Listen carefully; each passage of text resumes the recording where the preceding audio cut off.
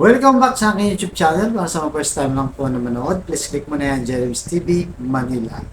Anyway guys, wala na pong bayad to libre lang. Tulong mo na lang din sa kapwa mo. Alright? Thank you very much po. So topic natin for today's reflection. Nasa tema pa rin tayo ng talimhaga o ang mga parables na mga kwento natin sa buhay na araw-araw pero merong heavenly meaning. Na yan ang madalas ginagamit ng ating Panginoon Jesus pag siya'y nangangaral. So, naitanong mo na ba sa sarili mo na kung minsan, di ba, o na pag ang anak mo, inutusan mo, o kayong pamangkin mo, pero hindi naman susunod sa iyo. Nakinig naman, sinabi niya, oo, pero hindi naman sumunod. So, dala lang ba ito ng katamaran lang? Kasi, pagdating sa salita ng Diyos, yung listening, importante, pero mas importante yung learning. May mga natutunan tayo sa araw-araw nating pag-share ng salita ng Diyos. So, ayon sa Mateo, chapter 7, verse 24, kaya't ang bawat nakikinig sa mga salita kong ito at sinasagawa nang ang ito ay may tutulad sa isang matalinong tao na nagtayo ng kanyang bahay sa ibabaw ng bato. And guys, napakalinaw, di ba? So itong sinasabing ito, dito na sa nagkwento ng dalawang tao. So yung team A, sabihin natin team A, yung team A nagtayo ng bahay doon sa buhangin. Yung team B naman, dun sa mabato. So pagdating ng bagyo, hinagupit ng matinding bagyo, ulan, malalakas na hangin, hinagupit yung parehong bahay. So yung unang bahay na itinayo lang sa buhangin ay inanod lang, sumama lang sa malakas na ulan, malakas na tubig, at sinira lang ng malakas na hangin. Subalit yung team B na nagtayo dun sa ibabaw ng bato ay nakatayo pa rin. Dumaan man ng malalakas na bagyo, hinagupit pa ng malalakas na hangin, hindi siya inanod o hindi siya nagiba ng bagyo. Nakatayo pa rin. So, yan. Tanong sa ating buhay. Ito ang tanong. Saan ba ngayon nakatayo ang buhay mo? Ikaw ba yung taong sa buhangin nagtayo? Na napakadali magtayo kasi sa buhangin, di ba? Konting, kahit kamay nga lang. Pag hinukay mo yung buhangin, mahuhukay mo. Diba? Di kagaya pagbato, marami ka pang gagawin. Talagang napakatibay nito. So, kung gugustuhin mo lang yung buhangin, na pag dumating ang bagyo, sinasabing bagyo dito, ay mga problema, matitinding problema, mga pasakit natin sa diba? Pag dumating ito, mas gusto mo na yung madali. Diba? Mas gusto mong madaling kumita ng pera, kahit sa illegal na paraan o kahit mandaya ka pa, di ba? So lahat yan madaling yumaman kahit mandaya ka pa, madaling manloko, di ba? O kung nasa pwesto ka ng gobyerno, madaling magkurap.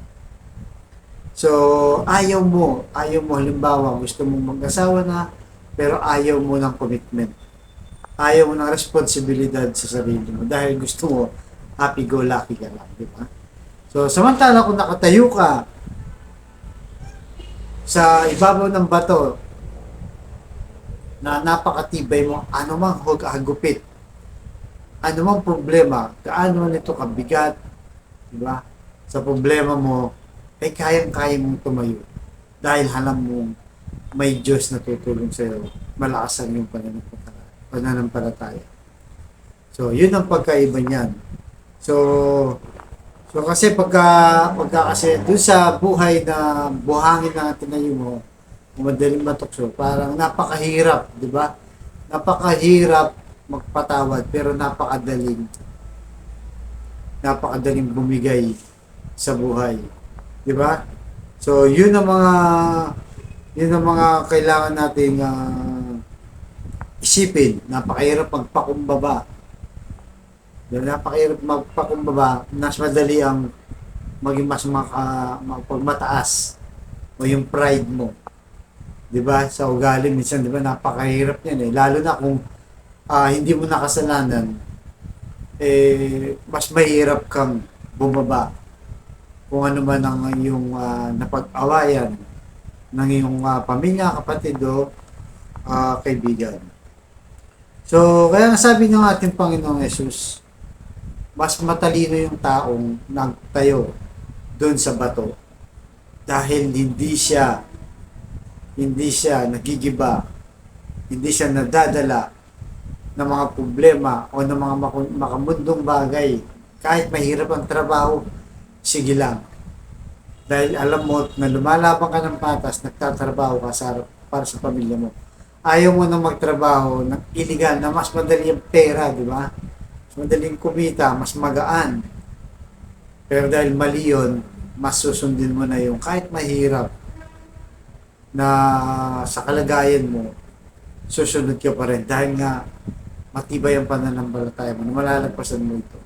At darating yung araw, yung lahat ng pinagpaguran mo, yung lahat ng pasakit mo, mga sakripisyo mo sa buhay. Di ba?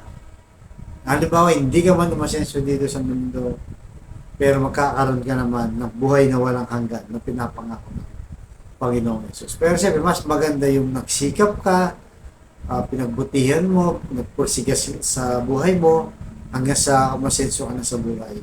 At hindi mo binitawan yung mga ugaling mga Diyos, makatao, di ba? Yung naging mabuti kang tao, mas marami kang napapasa.